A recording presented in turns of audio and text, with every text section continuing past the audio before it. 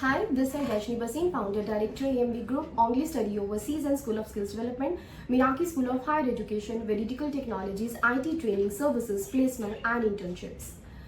आज मैं जिस टॉपिक पे आपसे बात करने की कोशिश करूंगी that is very important topic और आज के टाइम पीरियड पर और आज का ही नहीं बहुत टाइम से बहुत सालों से ये प्रैक्टिस चलती आ रही है, लेकिन इसके रेपरकशंस जो है वो स्टूडेंट्स को भुगतने पड़ते हैं, स्टूडेंट्स को फेस करने पड़ते हैं।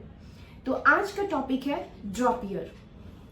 क्या ड्रॉप ईयर लेना स्टूडेंट्स के लिए सही है या नहीं? Is it a good approach, a good idea और not? That is for the 12th standard students जो जेई की प्रिपरेशन करते हैं और नीट की प्रिपरेशन करते हैं। Means I am talking about here the students of PCB and the PCM, the 12th category, 12th standard students. हमारे पास बहुत सारी काउंसलिंग्स आ रही है और उस काउंसलिंग में समवेयर स्टूडेंट्स और पेरेंट्स, कुछ पेरेंट्स पॉजिटिव नोट पे ये सोचते हैं कि ठीक है हम बच्चे के साथ चलेंगे और 1 ईयर गैप देंगे, और चाहे वो जेई मेन अगर उन्होंने क्वालिफाई कर लिया वो एडवांस की तैयारी कर रहे हैं और समटाइम्स वो एडवांस की तैयारी में फोकस नहीं थे इस वजह से due to the 12th board. यहाँ पर बहुत बहुत बड़ा चैलेंज होता है कि क्या ये ड्रॉप ईयर लेना चाहिए।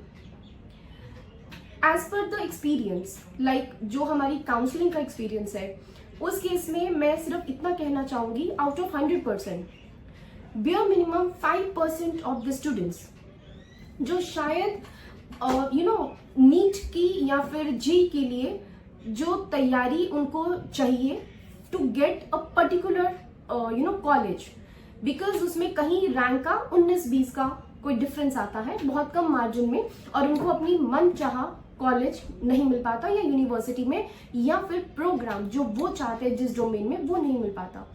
That could be the reason कि वो फिर से प्रिपेयर करते हैं। लेकिन इसमें चैलेंजेस, अगर मैं बेनिफिट्स और मेरिट्स और डीमेरिट्स की बात करूं तो ज्यादातर एक्सपीरियंस किया गया है कि डीमेरिट्स हैं और उसके मेरिट्स बहुत कम है। रीजन बीइंग कि स्टूडेंट्स बहुत ज्यादा मेंटली डिस्टर्ब हो जाते हैं, चैलेंजेस इतने ज्यादा होते हैं, वो चाहे इमोशनल हो या सोशल चैलेंज हो, जो वो इन फ्यूचर उसको फेस नहीं कर पाते। करंट सिनेरियो में बच्चा उतना मैच्योर नहीं है, समझता नहीं है और वो ड्रॉप ईयर लेने की कोशिश करता है।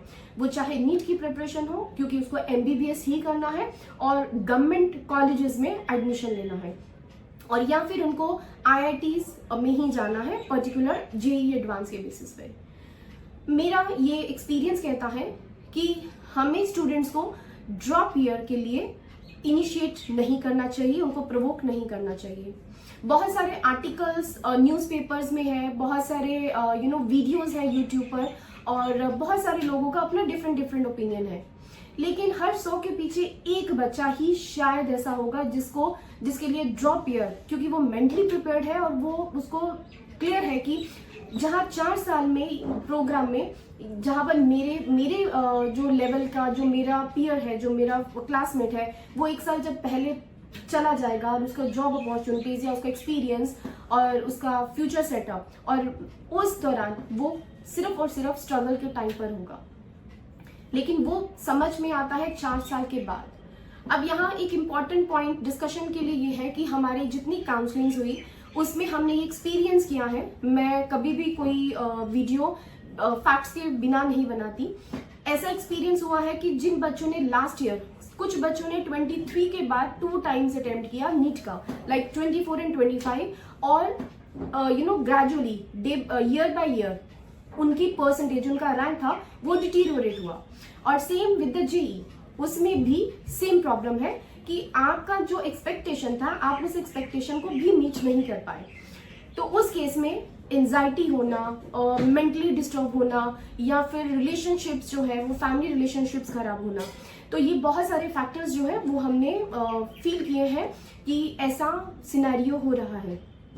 आप खुद समझिए कि मार्केट इतनी कॉम्पिटिटिव है जहां पर प्रेजेंटली स्टूडेंट्स पास आउट हो रहे हैं वो उन स्टूडेंट्स के लिए मार्केट ओपन होगी आने वाले 4 या 5 साल में, या फिर जो 1 ईयर और 2 इयर्स गैप ले रहे हैं। इट मीन्स कि वो स्टूडेंट्स जो 23 बैच के हैं और 24 बैच के हैं और वो 25 बैच के साथ compete करना चाहेंगे, तो मीन्स 2 इयर्स का गैप या फिर 1 ईयर का गैप जो जर्नी में उस कॉम्पिटिशन में उनको प्रॉब्लम क्रिएट करता है। तो मैं इतना ही रिक्वेस्ट करना चाहूंगी कि ड्रॉप ईयर लेना is not the good solution.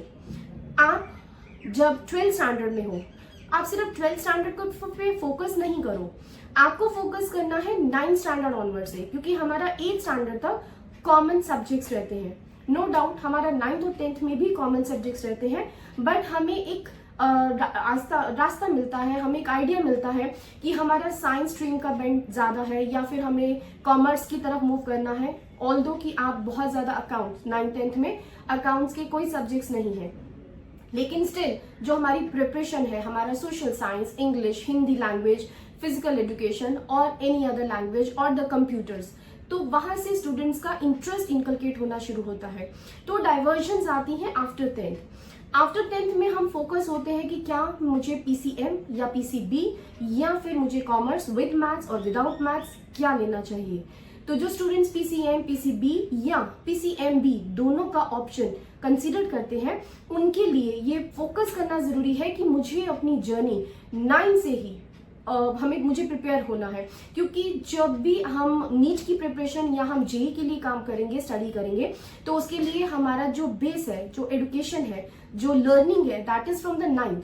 अगर हमें 9th में कॉन्सेप्ट की क्लैरिटी होती है तो मीन्स हम उसको 11th में बहुत अच्छे से प्रिपेयर कर सकते हैं और हमारा टेक्निकली हम बहुत स्ट्रांग हो जाते हैं। और जो जेई और नीट की प्रिपरेशन है, दैट इज आपको जब बेसिक आपने सीबीएसई, एनसीईआरटी का जो सिलेबस स्टडी किया, जब आपने इसको थॉरली स्टडी किया, तो जो एग्जाम्स होते हैं that is the tips and tricks कि आप कितने शॉर्ट टाइम में उस एग्जाम को उसको अटेम्प्ट कर सकते हो। अलॉन्ग विद दैट आपकी जनरल नॉलेज क्या है, आपका इंग्लिश कैसा है, वोकैबुलरी, आपका कॉम्प्रिहेंशन, आपकी अदर स्किल्स कैसी हैं।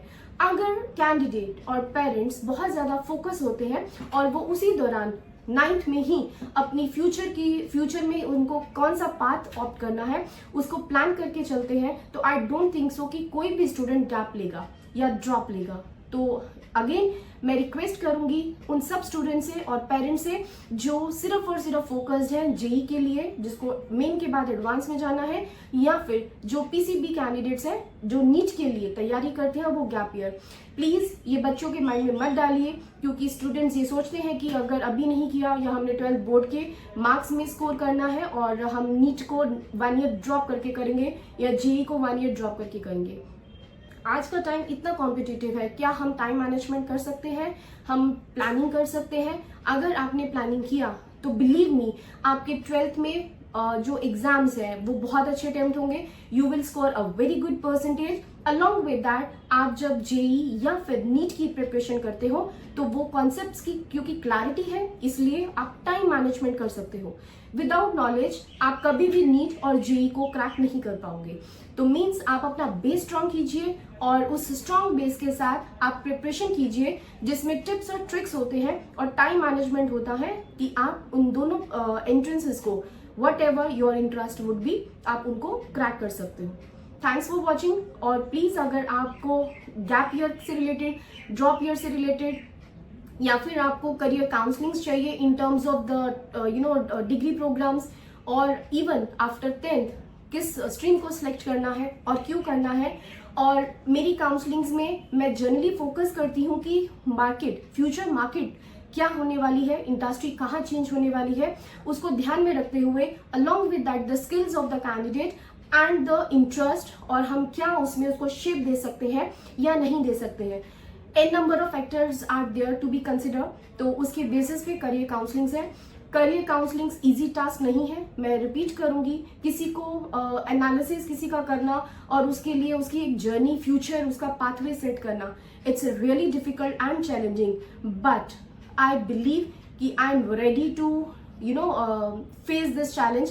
और मेरे एक्सपीरियंस के साथ, मेरी एजुकेशनल नॉलेज के साथ और एजुकेशन इंडस्ट्री के एक्सपीरियंस के बेसिस पर मैं स्टूडेंट्स को जो एडवाइस करती हूँ, and from my side it is 100% accurate. कोई भी 100% नहीं कहता, but I believe, I am saying 100% mean 100%, but the condition is कि आप कितना जेन्युइनली हमारे साथ डिस्कशंस करते हैं. We will be the part of your family.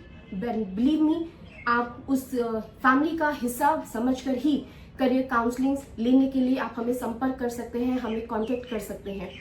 Thanks for watching and listening to, and please do spread my videos, क्योंकि बहुत सारे रिलीवेंट इंफॉर्मेशन है, लेटेस्ट इंफॉर्मेशन है जो इंडस्ट्रीज को रिक्वायरमेंट है, प्लस जो स्टूडेंट्स तक मैसेज कन्वे होना बहुत ज़रूरी है.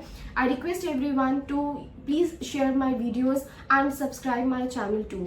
मैं कोशिश करूँगी नया टॉपिक, नई चीज़ों के साथ और जेन्युइनली राइट एडवाइस जो है वो मैं आप तक पहुँचा सकूँ. Thanks for watching, and please don't think about the gap year. Thank you. Thanks very much. Thank you.